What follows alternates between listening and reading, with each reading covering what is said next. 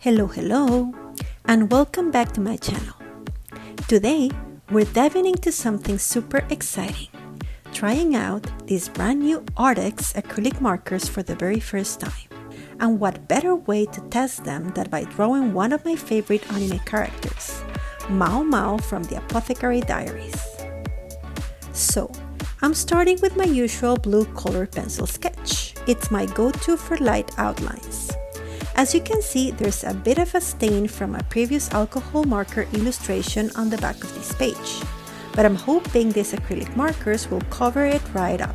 Let's find out. Now, onto the line art. All habits die hard, so I'm going in with my Sakura fine liners. I know, acrylics can be pretty opaque, so there's a chance they might cover these lines. But it's hard to break tradition. We'll see how it holds up.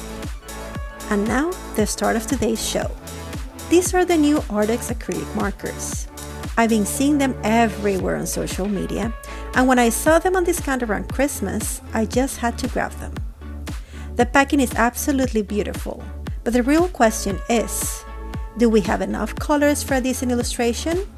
Let's crack them open. My very first impression, no shaking needed to activate them, which is a huge plus. They have this lovely brush nib, and the ink is incredibly liquidy, but in a good way. You can see how opaque they are, even with just one layer. They really cover the surface well. Acrylic markers are known for that opaque matte finish, which I love. I'm starting with Mao-Mao's skin, leaving the background for later. These markers are so nice to work with. They cover a lot of area with just a few strokes. I can definitely see this blending well with a brush and a bit of water, but for this illustration, I'm going for more of a cell shading or block shading technique. So that's something to experiment with another time.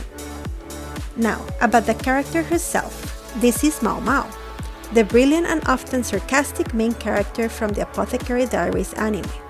I'm absolutely hooked on this series right now. I just love her personality, those unique eye color, and that gorgeous hair. She felt like the perfect subject to really put these new Arrtx markers to the test.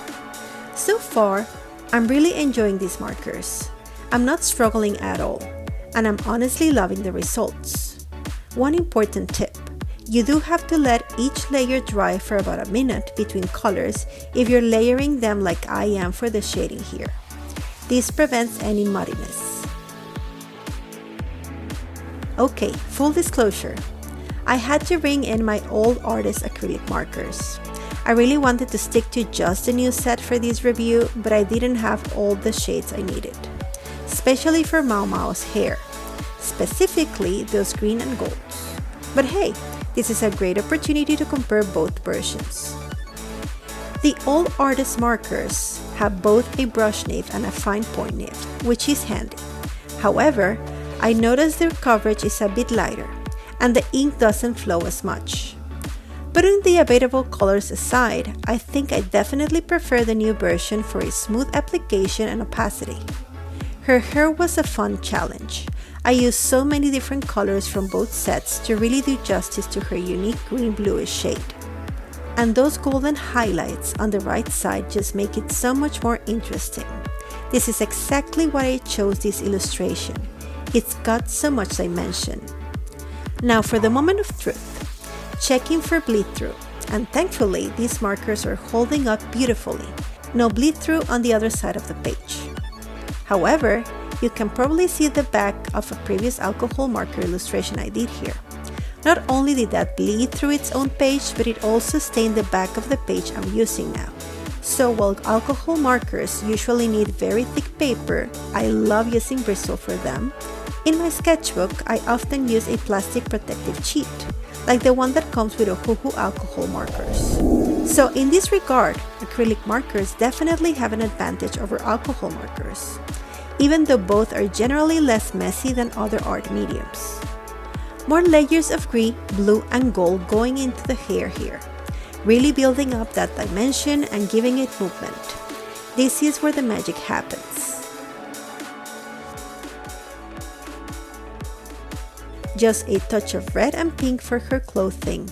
I wanted to keep it subtle so it doesn't take away from the main subject, Mao-Mao herself. Now for the little details that really bring an illustration to life and make it interesting, her accessories. Paying attention to the shading here adds so much depth. If you enjoyed this video, please give it a thumbs up and subscribe for more art tutorials, reviews, and productivity tips. Don't forget to hit the notification bell so you don't miss my next video. And speaking of productivity, remember those custom notebooks I designed? You can find them on Amazon. They're perfect for bullet journaling, planning your life, and keeping track of your reading. Check the link in the description box below.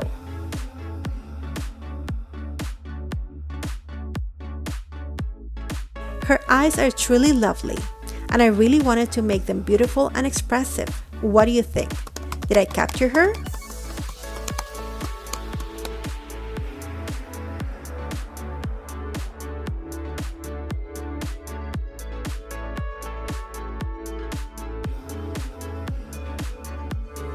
As expected, and since acrylic markers tend to cover everything, I had to go back in with my Sakura fine liners to redefine the line art. This time I went with a thick point to make sure it really stands out against the opaque colors. Something I have a lot of experience using acrylic markers for is creating highlights. They're perfect for those crisp, bright details. So I went in and added some strategic highlights here and there to make the illustration pop and truly bring it to life. And here are the final results. I really hope you like how my first full acrylic marker illustration turned out. Despite a tiny proportion mishap with the eyes, I had so much fun with these Arrtx markers, and I'm really looking forward to using them in future projects. Check out my playlist for more art material reviews and bullet journaling ideas. Thanks for watching, and I'll see you in the next one. Please like and share my video, and don't forget to subscribe to my channel. See you next time!